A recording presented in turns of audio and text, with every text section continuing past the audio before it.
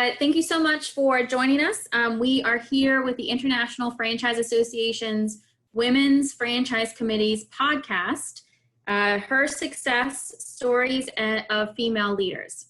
My name is Catherine LeBlanc. I am the CMO at Painting with a Twist, and joining me today is Mary Kennedy Thompson, Chief Operating Officer at Neighborly. Thank you so much for joining. Certainly, Catherine. Thanks for inviting me. Yes, and as I mentioned, I'm super excited to talk to you a little bit about your path and how you grew in your path. And I have some specific questions regarding some things that I'm facing that I would love your input on. So I wanted to start with when you first opened your Cookies by Design franchise location, did you know or did you aspire to be in the leadership roles that you eventually got into?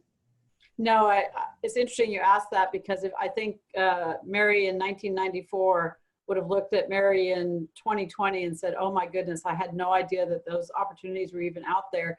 I had been a Marine Corps officer and was a sales representative for a company, and I was making really good money, but I wasn't very happy because I really missed leading a team.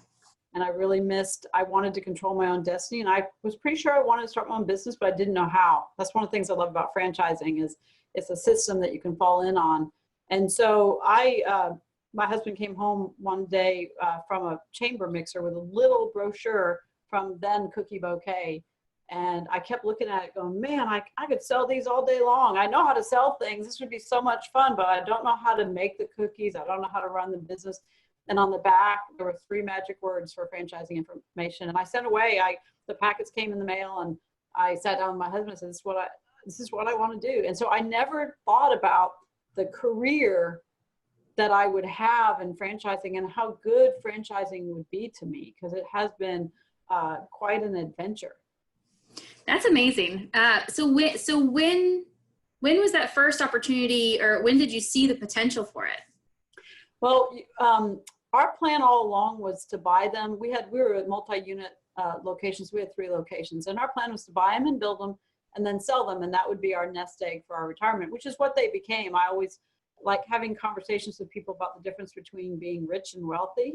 Rich is when you're making a lot of money, but when you stop making the money, you're done and you don't have anything to show for it. Wealthy is when your money works for itself. And my husband back then, he was a stockbroker. And so we really saw this as a chance to build this nest egg because we had been in the military, and as much as I love the Marine Corps, military doesn't pay very well. So we had a lot of catching up to do. And so when we got to the point that we thought the businesses were ready to sell, I called the franchisor. And the president of the company at the time said, why don't you come work for us? And I joke about this, but I actually said, I can't go work for the dark side. And she laughed. And she said, no, you're in the 32nd largest market, but you're my 6th largest franchisee. I really want you to come teach others, because they didn't have a field program at the time. And I said no a couple of times, and it was long enough ago that she mailed me a ticket. And she said, you have to come, I sent you a ticket. So I went up there, and she said, what do you want to do? Tell me what you want to do. What title do you want? And so my first title was shop facilitator. I just thought it was a cool title. And that first year I did 130 site visits. And I wanted to go back and buy my stores again because I learned so much going out to all these locations. I was like, oh my gosh, I had no idea there were all these other things I could be doing better and that's where, this was a young franchise at the time. When you get a franchisor that gets solid systems put in place and really knows how to teach that franchisee how to grow, I got very excited about that. And I didn't think about it as a career opportunity. I thought about it, I've always followed art as a way to help others. And so I was fascinated with the art and the science of getting inside someone's head, figuring out why did they become a franchisee, and helping them grow their business. It fascinated me, and it still fascinates me to this day. Well, and it's so, forward-looking of that then president to bring in a successful franchisee to then help build out that field ops. And you really got to build it out from the ground up, right? So almost like a startup. That's awesome. It was fun. And I pretty much did every job in that company until I was president of the company. I would just, I started doing site visits, and then I hired people to do site visits. And then I was, essentially the vice president of operations, and then the founder of the company asked me if I would come be the president. And I've had a number of really good mentors in my life, and I told one of my mentors that I'm not ready. And he said, if you wait till you're ready, you'll never move. He said, stop waiting till you're ready, jump and learn as you're going, and make sure you're always learning. And so that I jumped and never looked back. It's funny because I thought my favorite job I'd ever have would be being a franchise business coach. But then I was a president. Right. Being a president, I thought that was my favorite job. And then I got to be the chief operating officer for Neighborly and lead leaders and have our brand presidents roll up to me. And that is the coolest job ever, because you get to work with all these leaders who are very passionate about what they do. So, there's 4 levels of leadership. There's lead self, lead others, lead leaders, and lead organizations. And it's been fun doing all 4 of those over the time. Yeah. So when you became president at Cookies by Design, how did you then transition? You kind of built you grew up with the brand, right? So you were the franchisee, then you built the field. So what was it like leaving that, or what went into the decision to leave that and move on into Mr. Rooter? Well, it's interesting. I've always been very active in the International Franchise Association. I've been part of it for more than 20 years now. And I kept running into these people from a company called Dwyer Group. One of them is our CEO, Mike Bidwell. And every time I ran into Dwyer Group, now Neighborly folks, they were special. They had this code of values that they talked about and lived.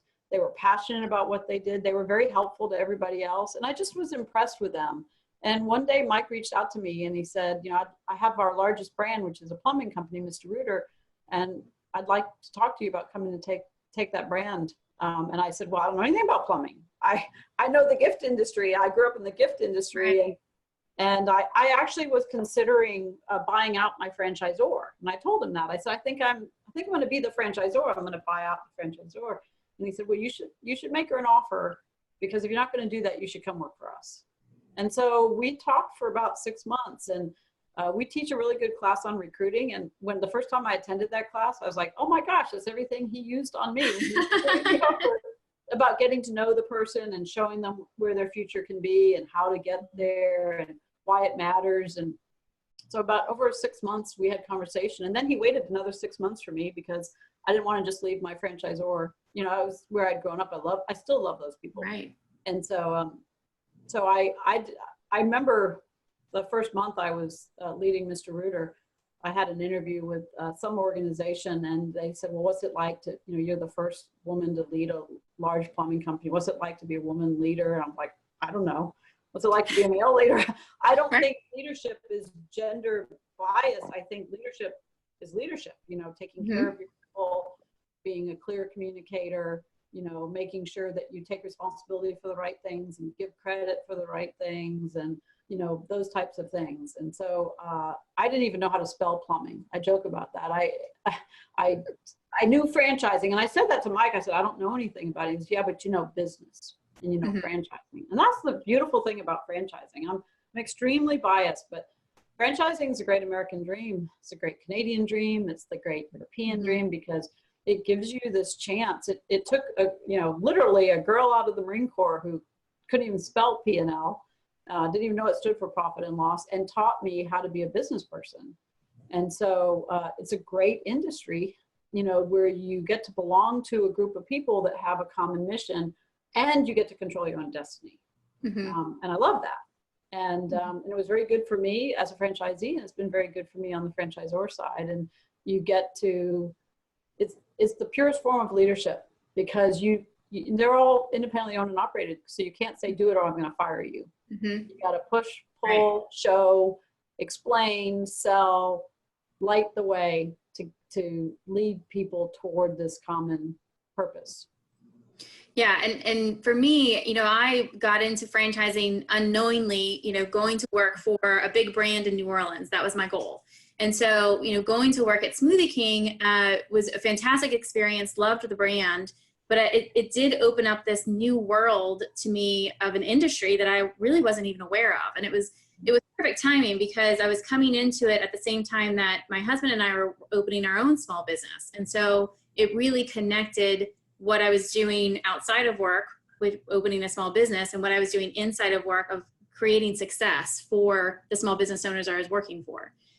So I think that you hit the nail on the head as far as when you get the franchising bug, it really comes from wanting to see the success of the small business owners you're working for.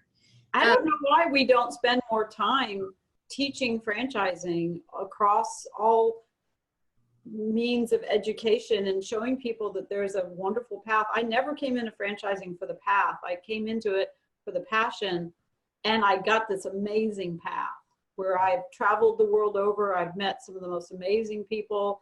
I've networked with people across all industries. I've gotten to work hand in hand with business owners who are living their dreams.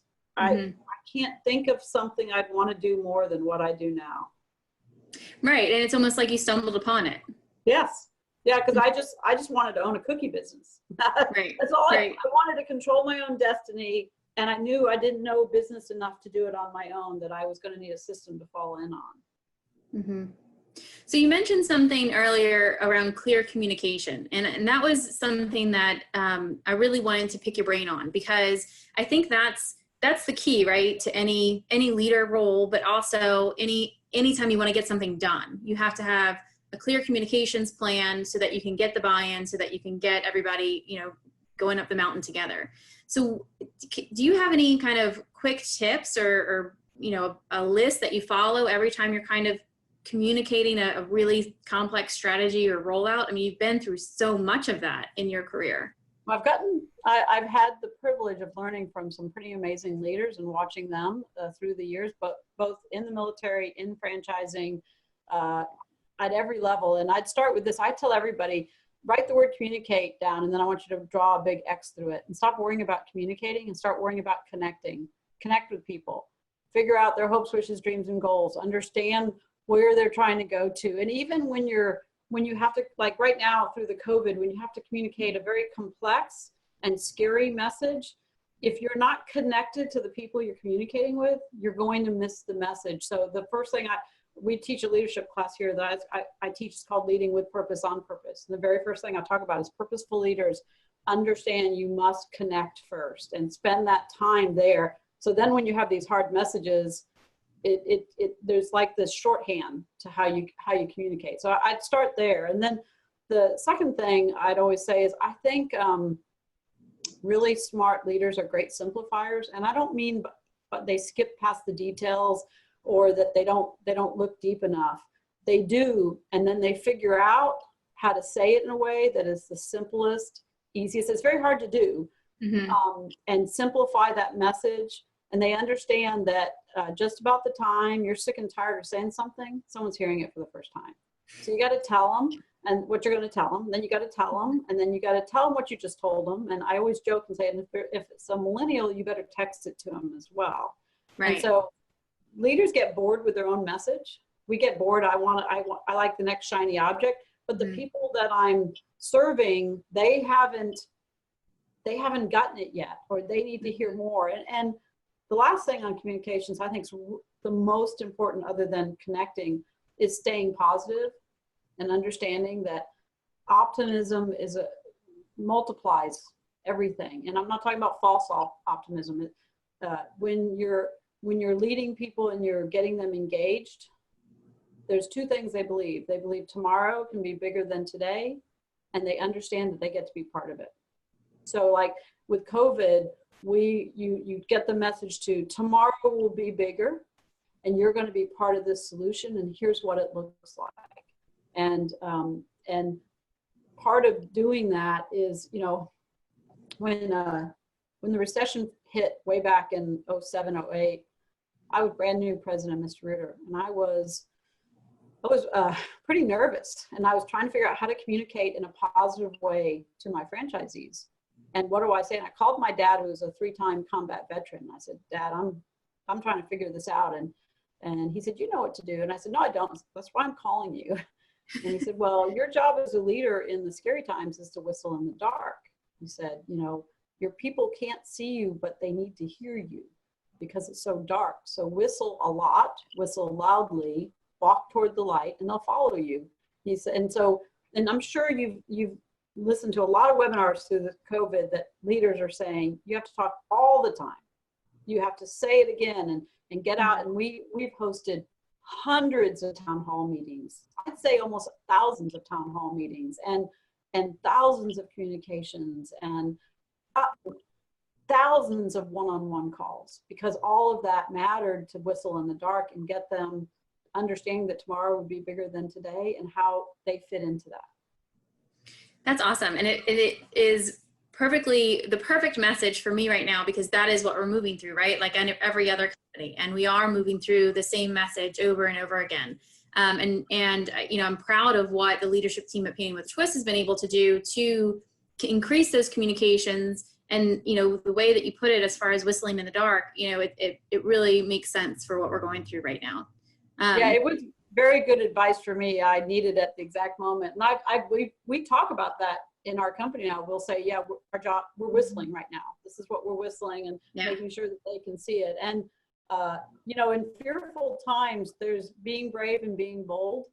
Both are important. Brave is you're painted into a corner, you're scared to death, but you got to act, so you act. Bold is when you take actions above and beyond and you bring people with you. And leaders need to make sure, even in, like, we spend a lot of time, some of our conversations with franchisees and brands have been about how do we make the most of this?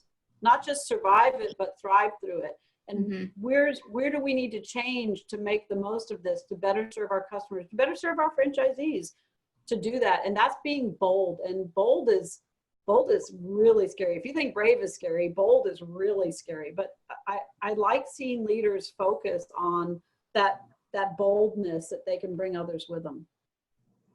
That's awesome. That's very inspiring. Thank you. I'm going to switch gears because you said something else that I'm curious about. So when you moved in, you said that you missed, when you got into Cookies by Design, you missed leading a team. And certainly you've, through the 4 pillars that we talked about earlier, you've led many teams.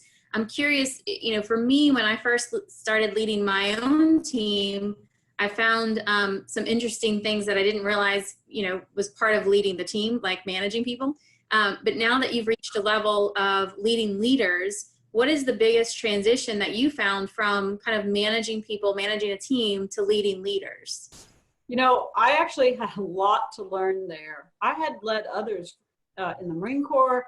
I had led others when I had my own businesses. I had not done a lot of leading leaders. You think you have, but I really hadn't. And what I found was when you're leading others, I mean, as a leader, you're there to serve others. You're there to inspire them to be the best versions of themselves and serve them so that they can be the best versions of themselves. And a lot of that as a leader, you know, is the how do you connect and how do you insist on excellence and all of that. When you get to the leading leaders, it's different because oftentimes they're doing all those things. And part of what your job to do is to challenge them. And so I started off being overly protective of my leaders, and to the point that I made them weaker. And I was stunned to learn that lesson, because I think I'm a pretty, like, I have high expectations of people. But you can overprotect your people in a way that they don't ever grow. And leaders need to grow. And to grow, you have to challenge. And you have to say, is this really the way it should be?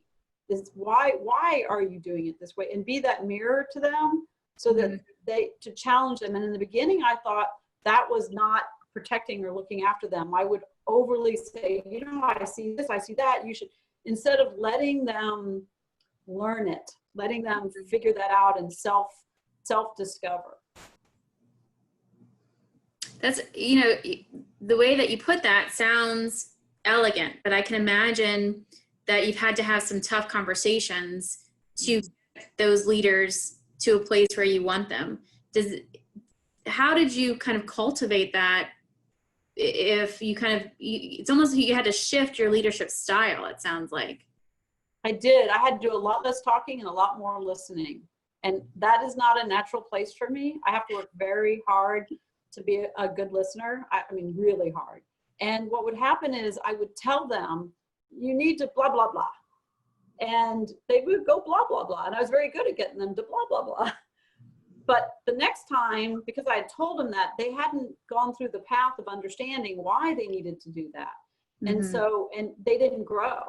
And so what I had to do, and I actually went and got some coaching, some professional coaching on it so that I could understand. My job was, I remember my coach said to me once, you have to stop thinking about what you're doing and start thinking about what you're being. And I'm like, I don't know what you mean. You're gonna have to get more direct with me. And he said, stop. You keep telling me that you're trying to listen and you're listening. He said, be curious, be interested. And I on my desk, I have a little Post-it note that says, be curious, be interested. And so the more I was curious, I'm like, why are you doing it that way? What's making you make that decision? Why is the brand heading this way? What are, how do you want to get it there?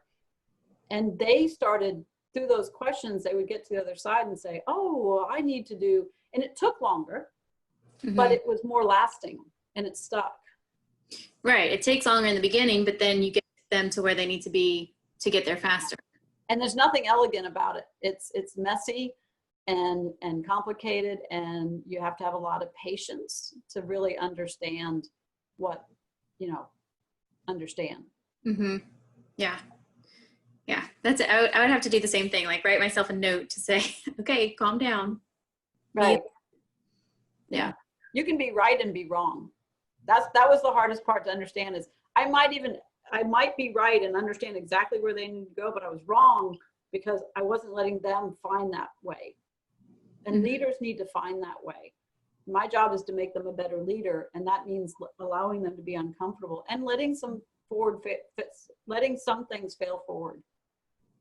Yeah, and I think too, you work up to these leadership roles, but in your previous role, you weren't necessarily trained for the next one, and I, just like you kind of mentioned, one of the things that I always say is, baptism by fire is the quickest way to learn things. And it sounds like you've really led through that in your career. And it, each time you kind of get that next leadership role, it's another baptism by fire of, oh wait, I wasn't prepared for this. How am I going to get through? I think women, I hear women talk a lot about the imposter syndrome. You feel like, I'm not good enough, I can't do this. Yes, you can. And you don't have to know everything about it. You just have to always be a student. And if you think that, what I've learned is the minute I get to some place that I think I know all the answers, I'm usually in the most wrong place. Sometimes my best leading is done when I don't know a lot and I'm asking a lot of questions and I'm learning and growing. And when I'm at the unconsciously competent state and I'm doing, but I'm not asking, I'm missing things. And I do, that's an interesting insight, because you want to approach the role with, whatever you're doing, with competence and with, oh yeah, I got this, I know what I'm doing. And you want to walk into the room with full confidence and nobody's going to knock me down. But it's in that getting knocked down that you come out with a better product for different projects that you are working on or whatnot. But it is in a very uncomfortable place to live. And if you're the one with all the answers, then you really don't need anybody else in the room. Right. So, but it took me a long time. I've been in this role 5 years, and I think it was a good 2 years before I was leading leaders in a way, and I still have a lot of opportunity there, leading leaders in a way that would help them grow and help their organizations grow. What's it like to be in charge of 21 different brands? Well, I would start with this. The North American brands roll up to me, so that's 14. Okay. And what I would share about that is what you look for is where you can leverage best practices, where you can put leaders together. One of the things I learned was that it's the people, and it's the people. I don't have to do all of that. I don't have to be the one with all the answers. I have this whole group of really smart leaders, and I marry them together quite a bit, and I'll say, you know, you'd be good with this one. He's really good at this, and she's really good at that.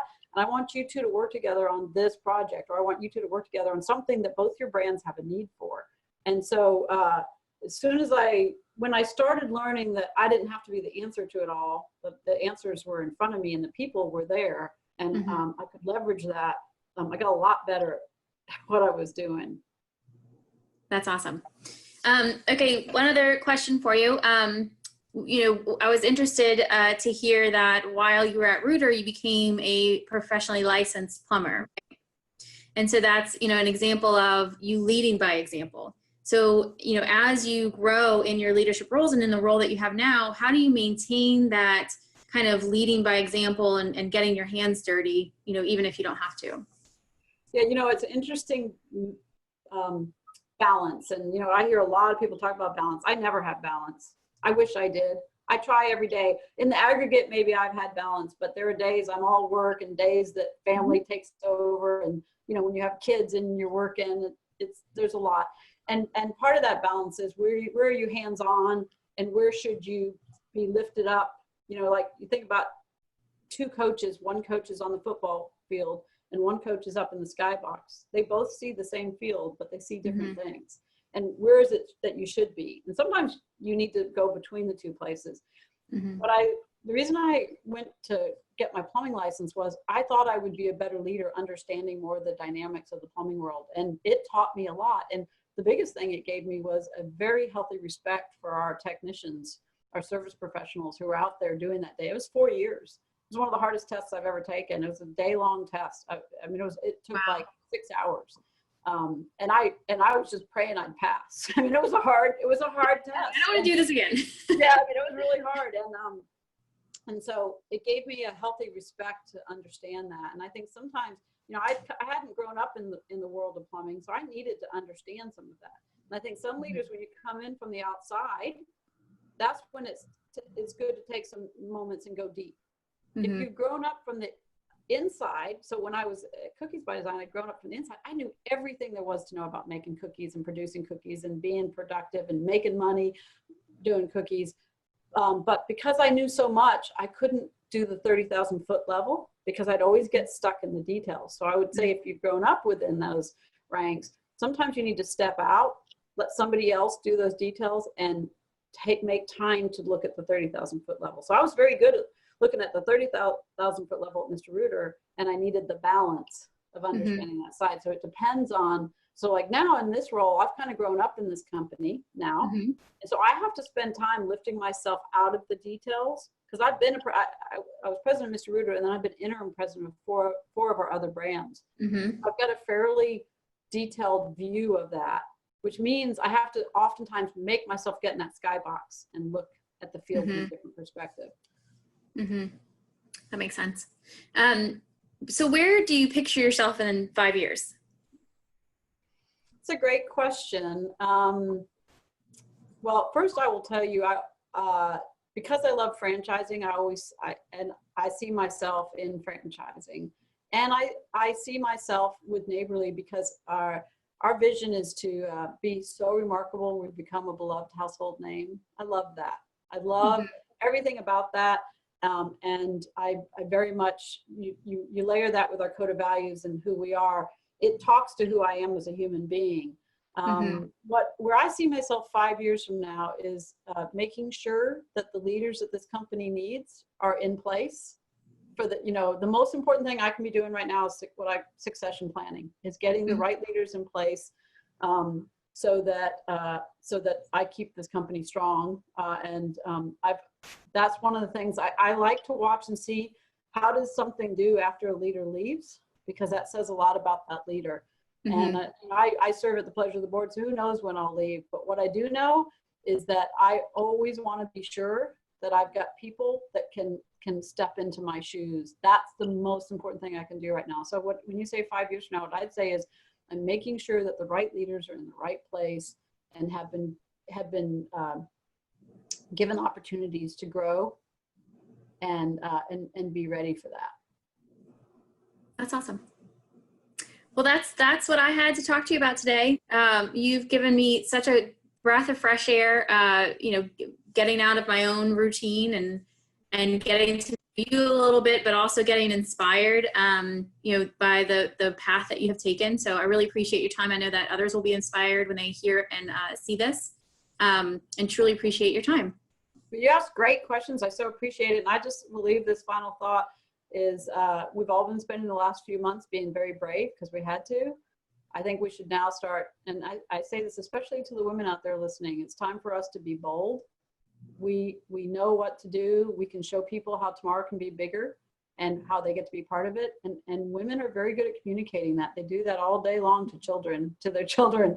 And so let's go be bold and show everybody what we can do in the world. Perfect. Thank you, Mary.